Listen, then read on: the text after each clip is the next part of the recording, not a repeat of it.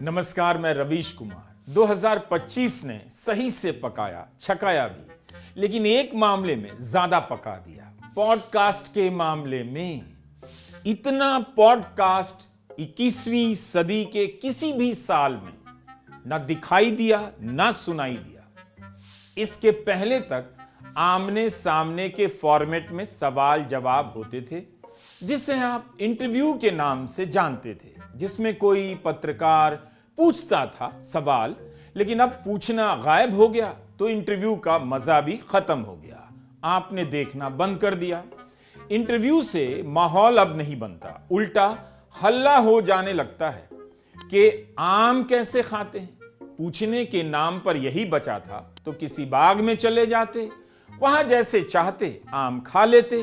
प्रधानमंत्री के पास जाने की क्या जरूरत, किसी मंत्री के साथ चाय पीने की क्या जरूरत।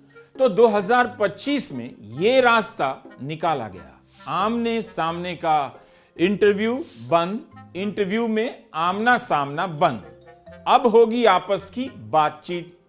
वैसे जब हवा से फेफड़ा खराब हो ही रहा है तो हुक्का पी के क्यों खराब करना।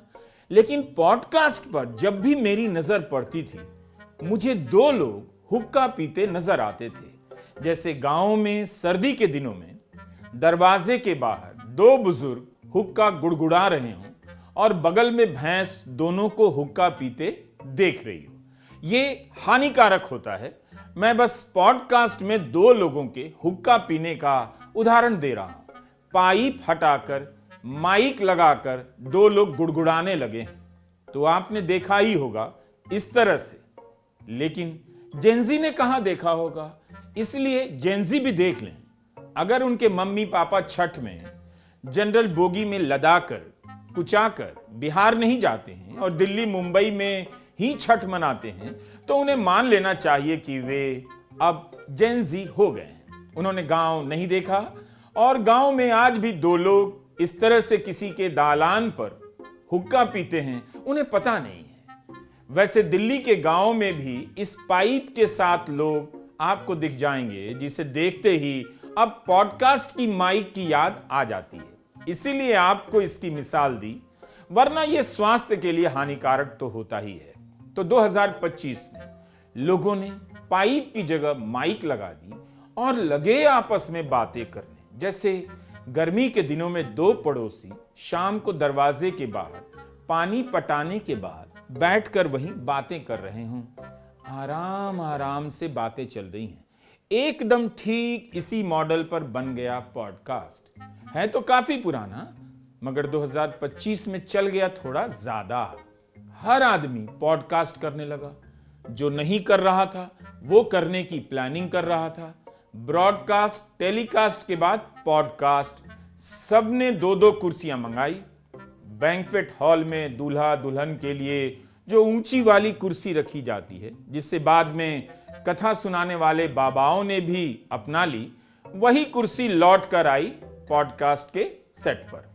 तो ऐसी ऊंची ऊंची कुर्सी पर बैठकर धंसकर होने लगा पॉडकास्ट। अब हो गया संकट, सब पॉडकास्ट करने लगे तो बात किससे की जाए। इतने लोग तो है नहीं कि पॉडकास्ट किससे की जाए। मंत्री कितना पर्सनल बताए। बचपन के किस्से भी लोगों को 10-20 ही याद रहते हैं। वही जीवन भर दोस्तों के बीच रिश्तेदारों के बीच दोहराते रहते हैं। पता नहीं ऐसे किस्से 100 बार सुन चुके उनके यार दोस्त क्या कहते होंगे कि भाई ये कहानी तो तुमने हमें ऐसे सुनाई थी, तू उसके पॉडकास्ट पर मुंबई की बताकर क्यों सुना रहा था, चाचा जी की जगह मामा जी के नाम से क्यों बता रहा था। खैर, अचानक सारे मंत्री पॉडकास्ट करने लगे और अचानक से ही पॉडकास्ट के लिए मंत्री कम पड़ गए। क्योंकि हर मंत्री का पॉडकास्ट नहीं हो सकता है, क्योंकि हर मंत्री के बचपन की कहानी नहीं होती है कम से कम बताने लायक। हर मंत्री बचपन में मगरमच्छ नहीं पकड़ लाता है। लगे लोग खोजने की किसका पॉडकास्ट करें। सब अपने घर से बाहर खोज रहे थे, बालकनी में, कॉरिडोर में। किसी ने नहीं सोचा बाहर कोई नहीं मिल रहा है, घर के लोगों के साथ पॉडकास्ट शुरू कर दें। घर के लोग ना सही, पड़ोसी को पॉडकास्ट पर बुला लें। ब्रेकफास्ट की जगह पॉडकास्ट पर बुलाइए। इससे देश को फायदा होगा।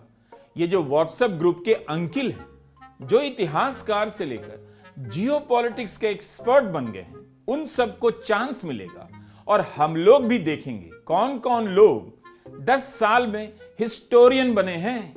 2025 में मुझे लगने लगा कि हर आदमी पॉडकास्ट करने लगा है और ऐसा कोई बचा नहीं जो बचपन से लेकर जवानी तक की अपनी कहानी किसी पॉडकास्ट पर बताकर नहीं लौटा है। पॉडकास्ट से निकला कुछ नहीं, लेकिन पॉडकास्ट के लिए लोग घर से निकलने लगे। कोई उसके पॉडकास्ट पर जा रहा है तो कोई अपने पॉडकास्ट पर उसी को बुला रहा है। जैसे होता है ना गांव में, थोड़ी देर इनके दरवाजे पर बैठे, गुड़गुड़ा लिया, फिर थोड़ी देर बाद उनके दरवाजे पर जा बैठे, वहां गुड़गुड़ा लिया। गोदी मीडिया के एंकरों ने चिल्ला चिल्ला कर 10 साल से दिमाग खराब कर दिया था, इसलिए लोगों को ब्रेक तो चाहिए था। तो आराम आराम से बातें करने का तरीका निकाला गया। ये पॉलिसी ठीक थी। चिल्लाकर बोलने से भी कुछ नहीं निकल रहा था, और जब निकलना ही कुछ नहीं तो क्यों ना आराम आराम से बोला जाए। पॉडकास्ट नया जरिया बन गया। आया था रेडियो के जरिए, लेकिन इस पर कैमरा लग गया। कैमरा लगते ही ये पॉडकास्ट से टेलीकास्ट, ब्रॉडकास्ट सब हो गया। किसी के घर में सोफा देखता हूं तो लगता है ये बैठने के लिए नहीं, पॉडकास्ट के लिए लगाया गया है। अभी अभी हो गया है या अभी अभी पॉडकास्ट होने वाला है। आईफोन ने 2005 से पॉडकास्ट की सुविधा दे रखी थी, तो हमने भी साउंड क्लाउड में जाकर पॉडकास्ट बना दिया। ऐसे ही चकल्लस के लिए फरवरी 2016 में वॉशिंगटन की कड़कड़ाती ठंड, बर्फ गिर रही थी, तो किसी ने कहा पॉडकास्ट किया कीजिए। हमने वॉशिंगटन पर पॉडकास्ट कर दिया। जो देख रहा था वही बताने लगा। नाम रख दिया रेडियो रवीश। उस समय लोग डरा करते थे, डरने की तरह तरह की प्रेरणा लिया करते थे। तो हमने एक काव्य रचना शुरू की, जिसे बाद में बंद कर दी। उसका नाम रखा प्रेरित काव्य। महान लोग प्रेरित करने के लिए लिखते हैं। मेरी रचना में डर के रिस्पॉन्स में लिखा जाने लगा, उस समय की घटना के आधार पर। नमस्कार, मैं रवीश कुमार। ये मेरा पहला पॉडकास्ट है और मैं जब ये रिकॉर्ड कर रहा हूँ उस वक्त वॉशिंगटन डीसी में मौजूद हूँ। हिंदुस्तान की राजधानी दिल्ली को देखने जाने का और उसके बारे में पढ़ने का अनुभव थोड़ा सा हासिल है।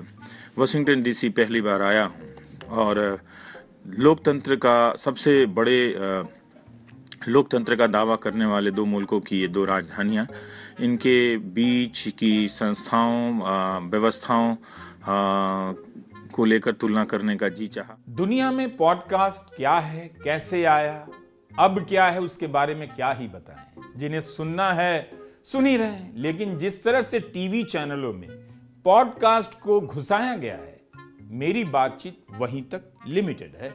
इंटरव्यू होने से होता यह था कि लोग चेक करने लग जाते थे, सवाल पूछा कि नहीं।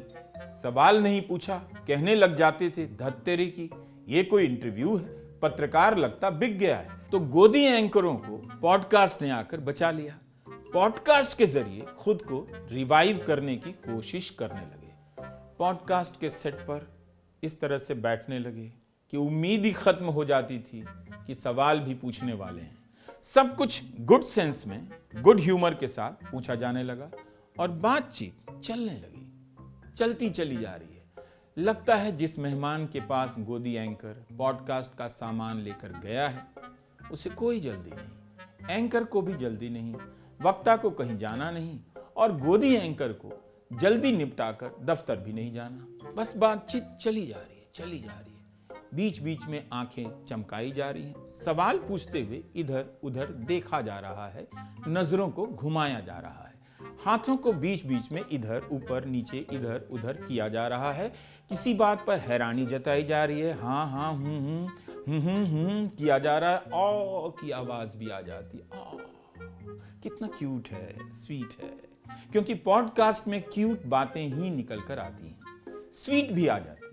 तो एंकर को भी अच्छा लग रहा है, चैनल पर इतना चीखना होता है, वह भी चाहता है पॉडकास्ट कभी खत्म ही ना हो। बोलने वाला सब बोल गया है, 10 पॉडकास्ट में वही किस्से सुना रहा है। अचानक से चैनलों के पॉडकास्ट में आपको रिपोर्टर भी दिखाई देने लग जाते हैं। उनकी रिपोर्ट पिछले 10 साल में नहीं दिखी होगी, मगर पॉडकास्ट की माइक लगाकर वो ऑफ रिकॉर्ड ज्ञान देने लग जाते हैं।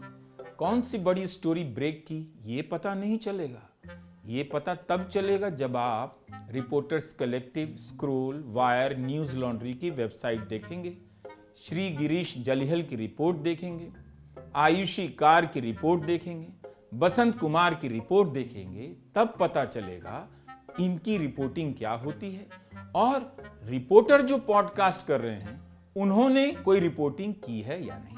मगर ये लोग ऑफ रिकॉर्ड के नाम पर कहानियां बताने लग जाते हैं। राहुल गांधी को उस दिन बहुत गुस्सा आया था। बाद में उन्होंने मैसेज किया मुझे, sorry, nice guy, he is a nice guy. वो पॉलिटिक्स के लिए है नहीं। जनता हैरान है, ये कौन पत्रकार है जिनकी रिपोर्ट का अता पता नहीं, लेकिन इन्हें राहुल से लेकर मोदी का सबका पता है।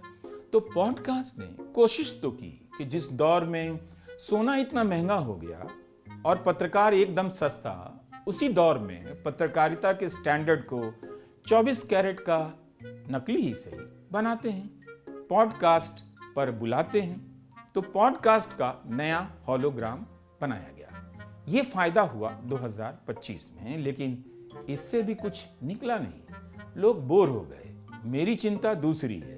जिस तरह से पत्रकार पॉडकास्ट में ऑफ रिकॉर्ड के नाम पर कुछ भी बोल रहे हैं, बोलते बोलते उन्हें नशा ना हो जाए और वे माइक की जगह पाइप ना रख लें, जिससे पॉडकास्ट का आइडिया लिया गया लगता है, गुड़गुड़ाने ना लग जाएं। हो सकता है ऐसा हो भी जाए। जब कुछ भी बोलना है तो बेहतर है गुड़गुड़ाते हुए बोला जाए। लेकिन स्वास्थ्य के लिए जो हानिकारक है वही पॉडकास्ट के लिए भी लागू है।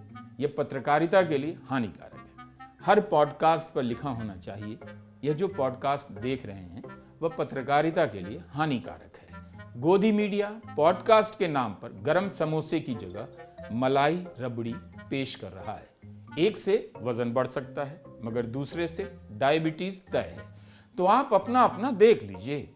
पॉडकास्ट करें ना करें, आपस में प्यार से बातचीत करते रहिए। ज्यादा जागरूक होने की जरूरत नहीं। जब 10,000 मिल जाएगा वोट बेचाइएगा। Good bye 2025। नमस्कार, मैं रवीश कुमार।